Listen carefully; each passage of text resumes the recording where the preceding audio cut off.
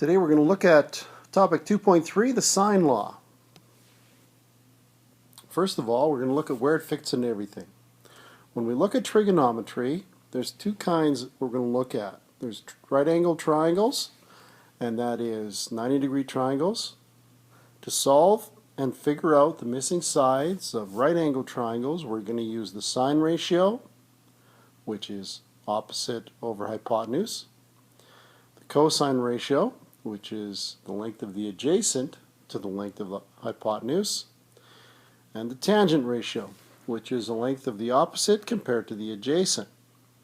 We're also going to use Pythagorean theorem. Now those are the four things that we're going to use to figure out the missing sides and angles of right angle triangles. Now there's another group of triangles. They're called the oblique triangles. These are not right angle triangles. Now for them there's a couple different tools that we're going to use. The first one is called the sine law. The second one is called the cosine law. The sine law is different than the sine ratio. The sine law, as you're going to see, is what we're going to use when we have a corresponding side in an angle and an angle with an oblique triangle. So here's an oblique triangle.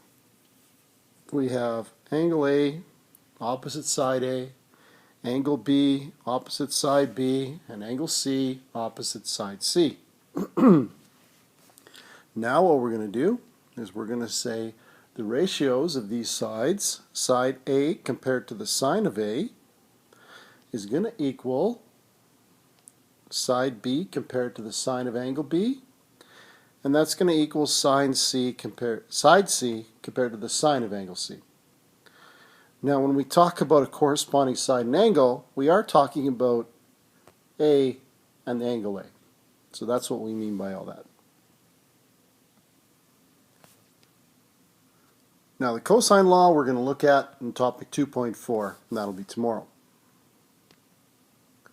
In example 1, we're asked to find the length of a missing side in an oblique triangle. Here we have two angles given. They're 61 and 88 degrees. We're given one side that's 1.8 kilometers in length, and we're not given any corresponding angle inside. So that's going to make it difficult. However, we do know that the three angles of a triangle are supposed to add up to 180 degrees, so the missing angle could be figured out by going 180 minus 61 minus 88, and we're going to get 31 degrees. There we go. Now we have a corresponding side and angle. All we're going to have to do now is we're going to say the given corresponding ratio would be 1.8 to the sine of 31. There we go. 1.8 to the sine of 31 is going to equal x to the sine of 88. Now if we cross multiply and divide, that means that 1.8 times the sine of 88 divided by the sine of 31 will have to equal x, and x is going to be equal to about 3.492 or 3.5 kilometers. That's it. Your turn is to find side y. Now to do that on your own, finding an unknown angle measure, in triangle PQR, angle P is 36, side P is 24.8. Side Q is 23.4. They want us to find angle R. So let's draw a picture. When we draw this picture, this is what we have. We have a corresponding side and angle, and we can figure out what angle Q is, but we can't figure out R is. Now if I can figure out what angle Q is, I think from there I can figure out what angle R is.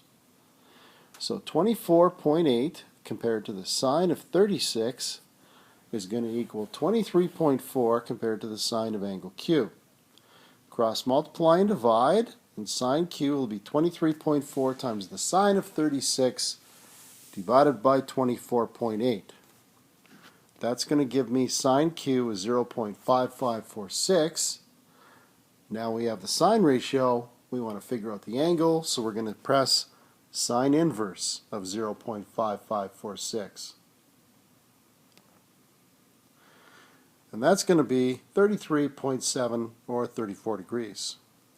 So now that we know that angle Q is 34 degrees, 180 minus 34 and minus 36 is going to leave me with a 110 degree angle. Your turn. In triangle BCD, angle B is 64 degrees, side B is 25.2 centimeters, and side C is 16.5 centimeters. Determine angle D.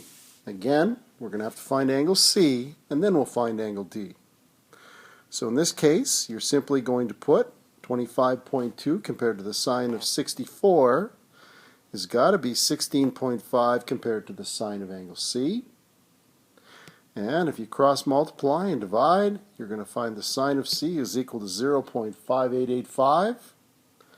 Therefore, angle C is going to equal the sine inverse of that, and angle C is 36 degrees. So now, angle D has got to be 180 minus 36 minus 64, and that'll equal 80 degrees. In example 3, this is about an ambiguous case. In triangle ABC, angle A is 30 degrees, side A is 24, side B is 42. Determine the measures of the other side and angles. So we're looking for this information. We know 3 of them. Here we have a picture of what it could be, because we have A being 30 degrees and side A 24, side B 42. Now that's case 1. There's another way we could have drawn it, and that is if we moved side B over or swung side B over to the far side.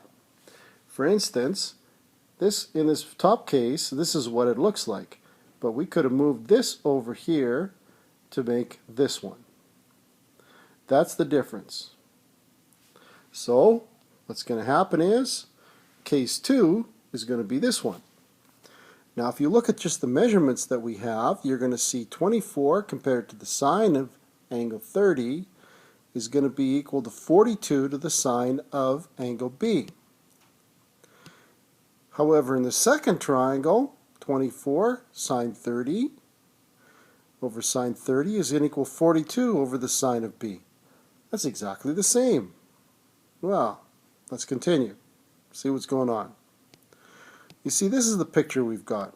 We have A, B, C, but we also have B prime, because it could be triangle ABC, or it could be triangle AB prime C. Now, if we figured out the first one, we have an acute angle, the sine of B, cross multiply, and you're going to find that angle B is 61 degrees. That makes sense? It's an acute angle, angle B 61 degrees. What could possibly be the second one? Well, that 61 degrees, that's the reference angle. So the actual angle is going to be 180 minus 61, and that's going to be 119 degrees. So in the first case, we could end up with a 61 degree angle. In the second one, we could end up with a 119 degree angle. That's why it's ambiguous.